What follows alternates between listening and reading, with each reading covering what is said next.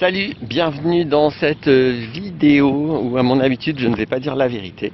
Je vais proposer mon témoignage sincère d'être humain parce que la vérité n'est pas conceptuelle. Alors je vais parler avec des mots, ça sera toujours très infidèle au réel que je vais essayer de décrire. Alors le réel que je vais essayer de décrire, c'est une différence. Alors je vais marcher, je vais un peu être essoufflé. Voilà, je vais faire ça de façon très authentique. C'est la différence entre ce que je conçois comme les relations affectives. Je parle des relations au sens très général, hein. C'est pas du tout seulement les relations sentimentales. C'est absolument toutes les relations professionnelles, familiales, amicales, sentimentales, etc. Et donc il y a les relations affectives et il y a ce que je pourrais appeler les relations adultes. Je pourrais aussi dire que les relations affectives sont les relations adolescentes.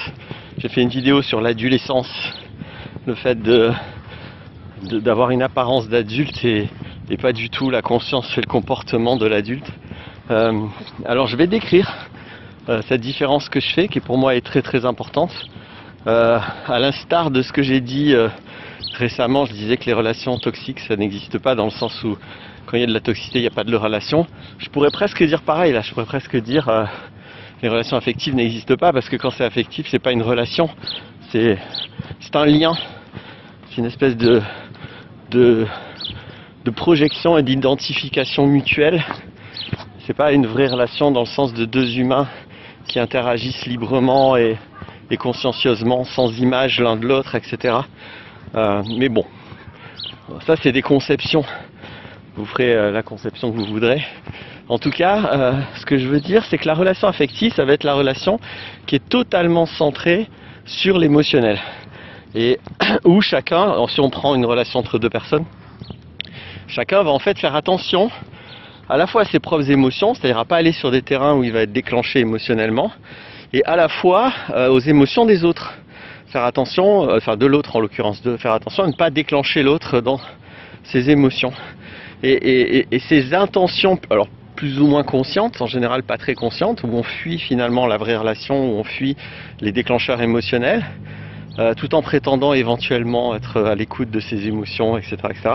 Et en réalité, on passe son temps à les fuir. Hein. On veut bien formuler l'opinion que les émotions, c'est important de les écouter, de les recevoir, de les accueillir. Mais bon, au quotidien dans la vie, on n'y va pas dans les émotions, hein, parce que c'est trop perturbant, ça fait trop mal, et puis on perd le personnage qu'on veut montrer aux autres, etc. Donc il peut y avoir beaucoup d'incongruences sur ce genre de discours. Et donc la relation affective, elle est centrée là-dessus, ce qui fait qu'inévitablement, elle va aller vers des non-dits, des intentions cachées, de l'hypocrisie, parce que tout ça, non pas par méchanceté, hein, non pas par prise de pouvoir, uniquement pour éviter soit d'être déclenché, soit de déclencher l'autre émotionnellement. Donc c'est même très bien intentionné, hein, c'est quelque chose qui peut être très gentil, très doux, etc. Le résultat est le même. Le résultat, c'est qu'il n'y a pas vraiment... Je vais montrer un petit peu la mer aussi. Le résultat, c'est que la relation va être tout le temps décentralisée, va être tout le temps parasitée, tout le temps orientée par cette démarche plus ou moins consciente de faire attention à nos émotions, aux émotions de l'autre. Et comprenez, hein, j'espère que j'ai été clair sur pourquoi ça mène inévitablement à l'hypocrisie, à des choses cachées, à des non-dits, à un manque de communication. Parce que c'est le moyen le plus simple d'éviter les émotions. Si on sait que si on va dire ça ou si on va faire ça, l'autre va être en colère ou l'autre va être triste, bon on va pas le faire, on va pas le dire. Ça veut pas dire qu'on l'investit pas, ça veut juste dire qu'on le cache. On va le faire de manière cachée. Bon. L'alternative, c'est ce que j'appelle la relation de conscience, la relation adulte, où chacun prend la responsabilité de ses émotions, et où à l'inverse, donc on est complètement dans une démarche opposée vis-à-vis des émotions. Si je déclenche des émotions chez quelqu'un, je lui fais un cadeau, ça lui permet de voir où on est son ego en fait, donc c'est plutôt normalement sympa. Après évidemment, il s'agit de faire la démarche d'aller par une échelle émotionnelle par exemple, à l'écouter ses émotions vraiment, sérieusement, pas juste les exprimer ou les faire jaillir, mais aller profondément mettre de la conscience sur la cause émotionnelle, transcender cette cause, bref, prendre ses responsabilités émotionnelles, prendre la responsabilité de notre réactivité, de là où on en est, etc. Et donc, dans cette démarche, il y a quelque chose de vrai qui peut se passer entre les personnes. Et on brise l'image qu'on a de soi, l'image de l'autre. Les personnages de soi et de l'autre ne sont plus importants. Ce qui compte, c'est vraiment la relation, c'est vraiment d'être authentique, sincère, entier dans la relation, y compris dans les aspects désagréables et instables de l'humain. Pas de raison de les fuir, ces aspects, parce que si on les fuit, du coup on s'en occupe quand? Jamais en fait, ou que dans des espaces faux, hors de la vie, hors des réactivités, hors des déclencheurs, ce qui est très très peu efficace. C'est sûr, hein, c'est facile de se faire croire qu'on a atteint un certain niveau quand on évite d'être déclenché émotionnellement. Donc dans la vraie relation, on va pouvoir s'occuper de la relation elle-même, c'est-à-dire quel est le cadre de la relation, quelles sont nos envies, quelles sont nos attentes. On va être clair avec ça parce que on va accepter que peut-être mes envies, mes attentes, peut-être que j'ai envie d'interagir, ça va perturber l'autre, et puis on verra ce qu'on fait de ça en fait. Et puis ça permet d'évaluer à qui on a affaire, c'est-à-dire que l'autre soit déclenché par une émotion, bon c'est une chose, mais si derrière il fait une crise, c'est pas pareil que si derrière il a la maturité de dire attends là ce que tu dis ça me met en colère ou ça me rend triste, donc faut que je fasse quelque chose avec ça.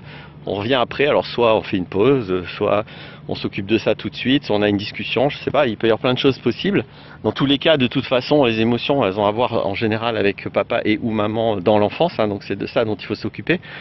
C'est pour ça qu'on évite de s'en occuper, parce que ça va pas être agréable et les décisions vont être très conséquentes.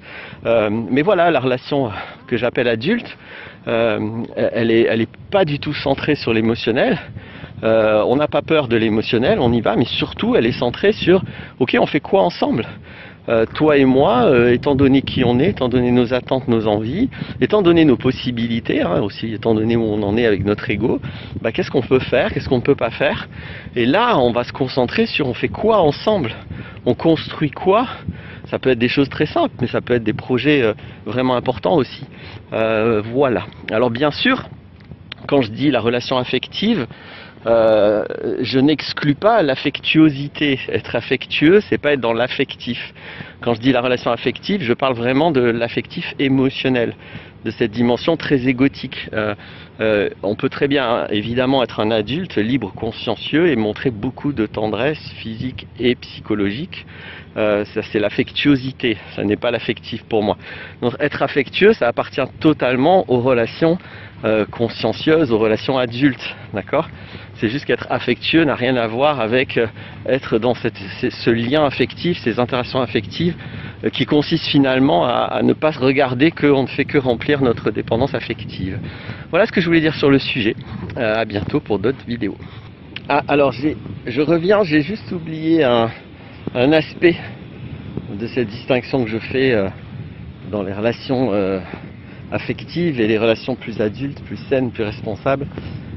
Dans la relation affective, on va aussi avoir tendance du coup à s'orienter vers les problèmes, parce qu'évidemment la relation va surtout me servir à recevoir mon besoin, à combler mon besoin affectif, donc à avoir en gros un papa ou une maman de substitution quand je vais pas bien.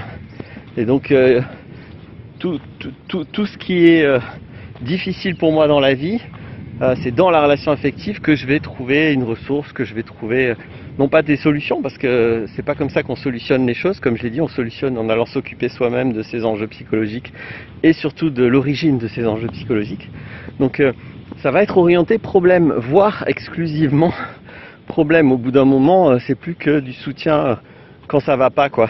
Alors que dans la relation adulte saine, bien sûr qu'on va aussi éventuellement aborder les problèmes, mais principalement on va partager les choses cool, les choses géniales, les découvertes qu'on fait de la vie, les réussites qu'on a, etc.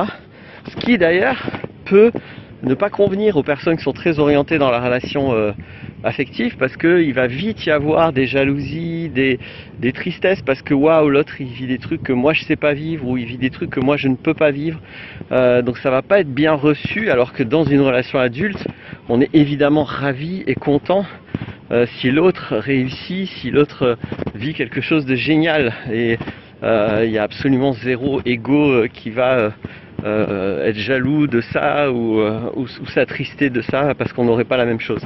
Donc il y a cette dimension aussi dont je voulais parler, parce que le résultat c'est que la relation adulte contient beaucoup plus de solutions et beaucoup plus positives, beaucoup plus créatives, beaucoup plus riches que la relation affective qui va être tirée par le bas, qui va vraiment être dans le pathos, dans le pathologique. Voilà ce que je voulais ajouter.